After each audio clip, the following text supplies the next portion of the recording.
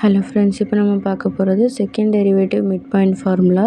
Second derivative mid point formula f double dash of x naught is equal to f of x naught minus h minus f of x naught plus f of x naught plus h divided by h square minus h square by 12 into f4 zeta. f4 zetaலேருந்து நம்மளுக்கு zeta lies between x naught minus h and x naught plus h. இதுதான் question. இது வந்து நம்ம Taylor சீரீஸில் f double dash of zeta f double dash of x naught கண்டுபிடிக்கணும். அதுக்கு Taylor சீரீஸில் நமக்கு செக் பண்ணி பார்க்குறோம். First Taylor series of x naught plus h எடுத்து போடுறோம். அதுக்கப்புறம் x naught minus h எடுத்து போடுறோம். இப்போ இது ரெண்டுத்தையுமே ஆட் பண்ணணும். ரெண்டுத்தையுமே ஆட் பண்ணும்போது ரெண்டுத்துக்குமே காமனாக உள்ளது எல்லாத்தையுமே 2 டைம்ஸ் எழுதலாம். ஸோ எல்லாத்துலேயுமே வந்து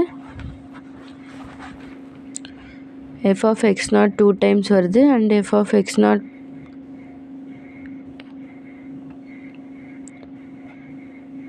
f of X nought 2 time வருது and f dash of x நாட்டுக்கும் எஃப் டேஷ் ஆஃப் எக்ஸ் நாட்டுக்கும் சைன் வேறு வேறு இருக்கிறதுனால ஒமிட் ஆயிரும். ஸோ இதிலேருந்து ஈவன் டேர்ம்ஸ் மட்டும்தான் இருக்கும், மற்ற டேர்ம்ஸ்லாம் போயிடும். ஆட் டேர்ம்ஸ் எல்லாமே கேன்சல் ஆகிடும், ஏன்னா சைன் வேறு வேறு இருக்கிறதுனால இதுக்கும் சைன் வேறு, இதுக்கும் சைன் வேறு. ஸோ இந்த மாதிரி ஆட் டேர்ம்ஸ் இருக்கிறதுலாம் சைன் வேறு இருக்கிறதுனால வெளியே போயிடும். நம்மளுக்கு ஈவன் டேர்ம்ஸ் இருக்கிறது மட்டும் தான் மிஞ்சும். ஸோ அதிலேருந்து நம்ம F of X not plus H, F of X not minus H minus 2f of x நாட்னு எடுத்துக்கிறோம். இப்போ இதுலேருந்து நம்மளுக்கு f of x நாட் மட்டும் தான் வேணுன்றதுனால f dash of x not மட்டும் தான் நம்மளுக்கு வேணுன்றதுனால இந்த சைடு கொஷினில் f double dash of x நாட்டை மட்டும் வச்சுட்டு அதுக்கு பக்கத்தில் இருக்கிற எல்லா டேர்ம்ஸையும் இந்த பக்கம் கொண்டு வரும். So h power 4 divided by 4 epsilon 4 into f of 4 zetaன்னு இருக்கிறது இந்த பக்கம் வந்துடும். இந்த பக்கம் வந்துருச்சுன்னா நம்மளுக்கு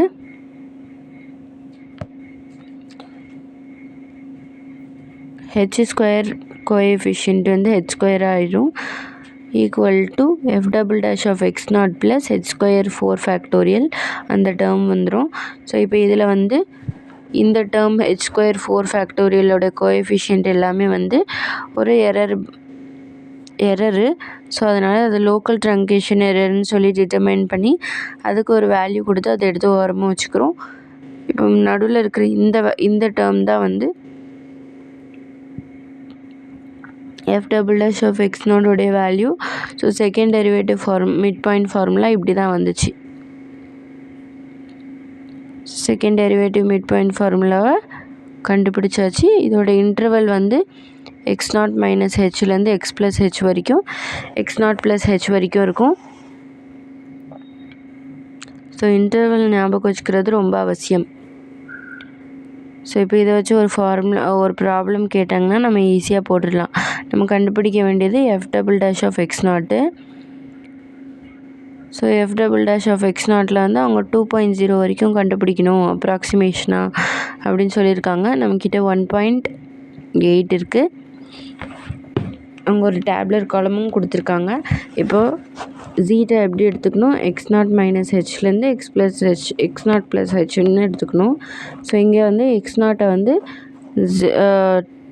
2ன்னு எடுத்துக்கிறோம், எக்ஸ் நாட் மைனஸ் ஹெச்சை வந்து 1.9ன்னு, எக்ஸ் நாட் ப்ளஸ் ஹெச்சை வந்து 2.1ன்னு எடுத்து நம்ம இந்த ப்ராப்ளம் போட்டுட்டு எரர் பவுண்ட் கண்டுபிடிக்கணுமா இல்லை ஆக்சுவல் எரர் கண்டுபிடிக்க சொல்லியிருக்காங்க. ஆக்சுவல் எரர் கண்டுபிடிக்க சொன்னாங்கன்னா நமக்கு கிடைச்ச f double dash of 2வையும் அவங்க கொடுத்துருக்கிற f double dash of 2 வச்சு இந்த ஃபார்முலாவில் சப்ஸ்டிடியூட் பண்ணி பார்க்கணும். இப்போ நம்மக்கிட்ட f of x is equal to x double dash x into e power xன்னு இருக்குது. இதை 2 டைம்ஸ் டிஃப்ரென்ஷியேட் பண்ணும்போது நம்மளுக்கு e power x கிடச்சிரும். x plus 2 e power x கிடச்சிரும். ஸோ அந்த x plus 2 e power xை வந்து